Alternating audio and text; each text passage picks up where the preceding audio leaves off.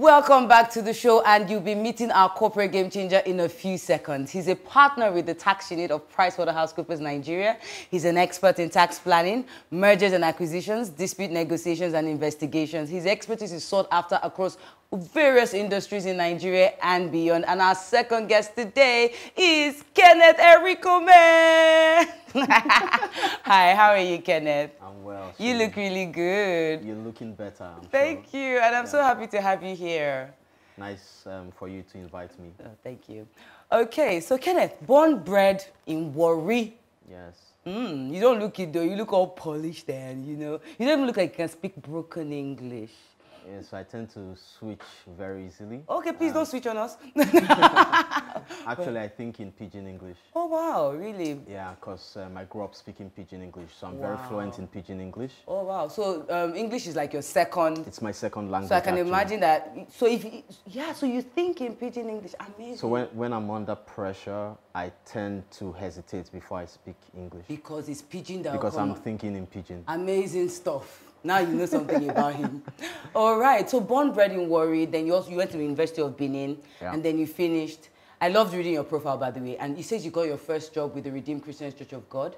You were trained teaching members how to use the computer. Actually, actually that wasn't a job offer. That was something I did as a volunteer. So I did a diploma in AppTech during my service year. So I thought, back at home, let me teach people how to use the computer much more than the basic stuff. So you didn't have a job. Yep. And you volunteered. Correct. So what I hear you saying is, if someone out there doesn't have a job, they should look for somewhere to provide their service. So benefit of hindsight is not like someone told me that's what you had to do.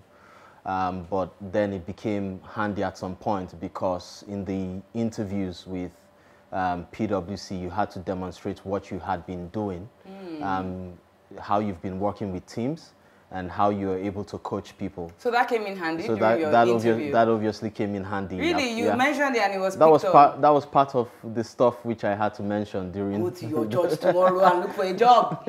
Amazing stuff. Yes. Well done. So while you were there, you were there for a couple of months. Correct. And I reckon you had big plans for yourself. Sure. What were you doing while, volunteering to get yourself from where you were in Warri to where you wanted to get? And what was the plan? Where did you see yourself getting to? Because now you're a big boy. Like, when you're a partner, guys, that's the peak of your consulting career. Is either going to become some government appointee very soon? Not sure about that one. Well, yeah, really. So what was your plan while you were there? What did you imagine yourself becoming? And what steps were you taking while you were working your volunteer job? It's difficult for me to remember what exactly my plan was. All I knew was that I had the foundation and I had to be in front of an employer to have a conversation. So I never really set out to be an entrepreneur from day one. I actually wanted to work in an organization. So my interest was to find something within an organization to develop myself. So I was putting out applications just like everyone else, but I knew all I needed to do was get in front of an employer to convince them about what I can do and what value I can bring. So I was quite confident, even though I didn't have a job, that if I was having a conversation, I would prove what I could do. Obviously, there's the bit of personal development that I had to do. So during my service year, I was teaching mathematics in Ibadan Grammar School, but at the same time, I was teaching, obviously, to find extra cash. I was also taking some students after school, and then in the evenings, I would go to the computer school where I was learning Java as a programming language, and also how to use Microsoft Access. So essentially, how to use the computer to manage data was what I did in AppTech. So I was developing myself consistently, and also watching what others who were ahead of me were doing. So in Warri, you don't have many role models. So the typical destination for someone growing up in Warri is I want to work in an oil company. So that was basically the sort of vision. But I had, quite significant exposure from people from other backgrounds in university. So I knew there was a bigger world out there. Okay, amazing. So it's interesting to see someone from Warri not being so fixated on the oil and gas industry, and I think that's what Nigeria needs right now.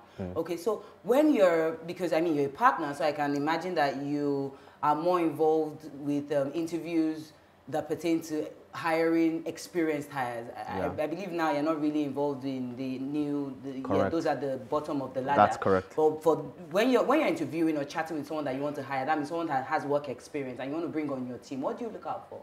Okay. Sorry to go back.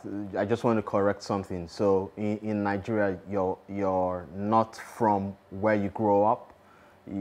So that's the US model. So I'm actually from ICAN Northeast.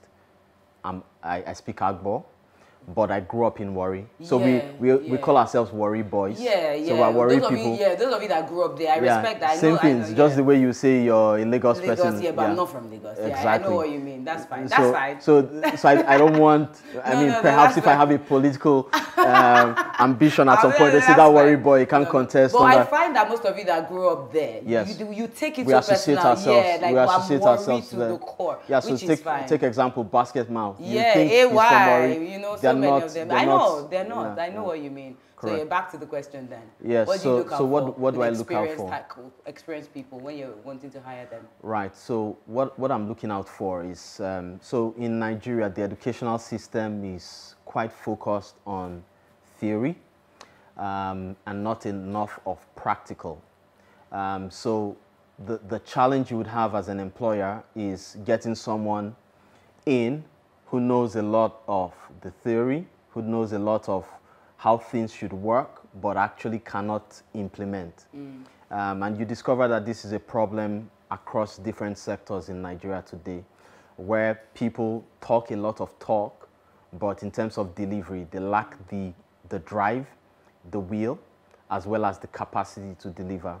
So what I'll be looking out for is I'll be trying to unbundle and look through the veil to see if there is substance in the evidence that's being put forward before me, to try to gain an understanding if this person can actually walk the talk. Yeah, what have you done? Like you're trying to, okay, so you say you can do this, how did you do it? Absolutely. Yeah. So when you begin to probe, to try to understand, there is a sort of air that someone who has done it before gives to you, the sort of confidence and insight that the person will bring, and terminologies.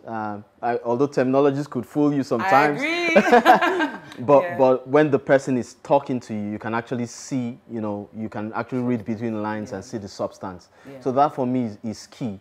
Then we now look at the experience. Is the experience relevant for the role which I'm looking for? And when you say relevance is relative, because someone who has experience of organizing people to deliver, if you take the person from one role and put him in another role, the person has competence in project managing, the person has the ability to learn, the person will probably still function just as well as someone who has experience from that area that you're looking at. Agreed. So for me, it's more around relevant experience, practical experience. Yeah, amazing. Yeah. Thank you so much, Kenneth. In such a short time, I've learned so much from you. One thing though I love about your story is you never at one point sat down. You just kept learning, learning, and that has led you to the top. Well done. I don't think I'm at the top. Oh, to us you are there. Oh, how many Nigerians are sitting where you are sitting? Please. Thank you so much, Kenneth, for coming on the show. And so, guys, Kenneth isn't going yet. And the next segment, it will be Kenneth against Yemi, the musicians against the consultants. Who's going to win? See you when I get back. Guy, obviously.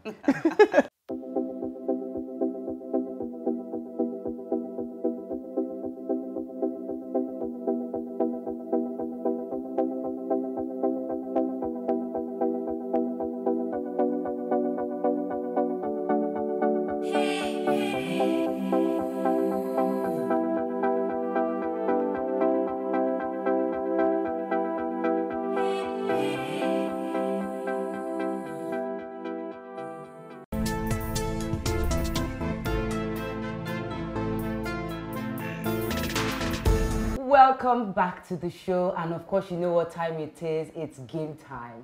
And of course, you know who I'm wearing. I'm wearing Vlisco. You know what I like about their pieces? There's always a message that transcends the mere look.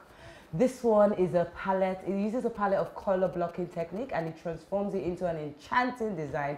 Trust me, the elegance is understated. I love it, love it, love it. So, Kenneth, are you ready? Pumped to up. go against Yemi Alade. To win Yemi Alade. Yes. To win, oh, I love that. Okay. Yemi, what are you going to say? Give him that trash talk right now. No time. Aren't you winning? Nah, let's see. Game yeah, on, let's game do on. this. Game on, But game on. there's money involved.